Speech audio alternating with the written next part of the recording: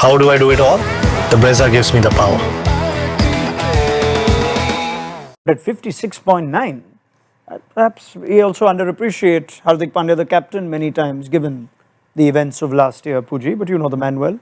Yeah, well, he has evolved as a player.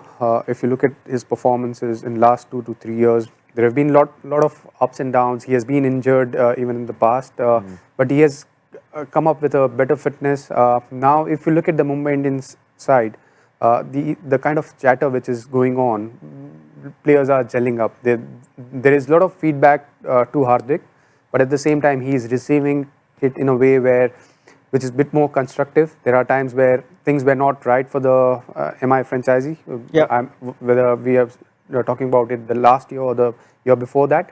But now, because India has won T20 World Cup, he has been part of it, Champions Trophy, he did well. So even as a player, he has grown and he has contributed. And him and Rohit, I think we have seen that there's a lot of chat going on. So he's learning, he's evolving as a captain also. Yeah, what were your learnings of actually, I know it's very different but doing it for an Australian team and doing it for an Indian team, but what were your biggest learnings of handling players with great pedigree, great experience, big egos at times, and sort of having to work with them when you perhaps even admit that they might be bigger or better players than you, but you're the captain? Yeah, well, you just have to be true to yourself and true to your style that you want the team to play. And you use the resources around you for as much information as you can possibly get. I was really lucky. I mean, I had Steve Smith, David Warner, two legends, Glenn Maxwell, who's someone who thinks deeply about the game and can sometimes think out of the box. And then you've got, I was lucky, Stark, Cummins, Hazelwood as your bowling lineup, and other guys in there as well who you lean on for all the information. So it's about trying to use that to your advantage and never getting in a position where you're almost fighting the urge to go to them. When you've got great resources, you'd be stupid not to use them. So I think at times some people can get really protective of their job and say, you know what, no, I'm the captain, I want to do it my way. But there's so many great thoughts and cricket minds out on the ground.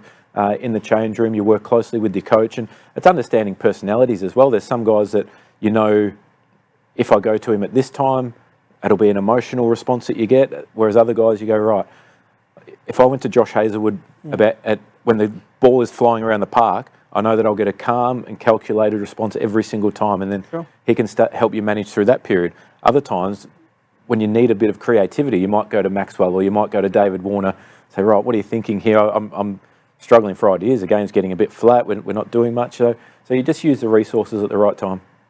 That's interesting. I mean, I think it would have all fallen apart without you, Finchy, back in 2021.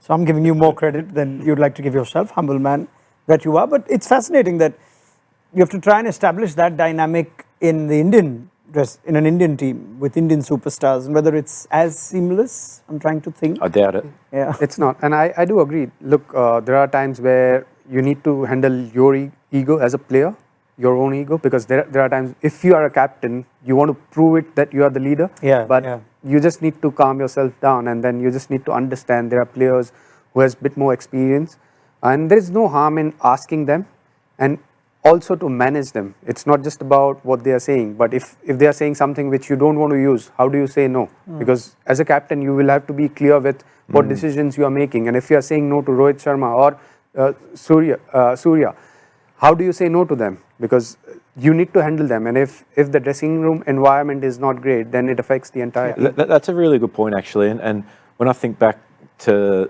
some decisions that I've made on the ground, you go to somebody and ask their opinion on it, knowing that, right, this is the direction I think that I want to go at this current time. But you ask for their advice and you say, you know what, this is what I was thinking, and this is why I won't go with what you're saying. I was lucky that when I captained Australia for an extended period of time, I'd already played for 8 years with these guys. I'd known a lot of them for a long period of time. So it was a lot of trust built up over a period of time, that you know that no one's trying to step on anyone's toes. It's literally, I'm asking for your opinion because I want what's best for our team right now. And they understand that you don't have to agree, because I have to make the decision and be accountable to that decision at the end of the day. So you still have to have that balance of when to go with decisions and when not to. And at times it's really tough, because I guess when I look back, when Steve Smith and David Warner come back into the setup in 2019.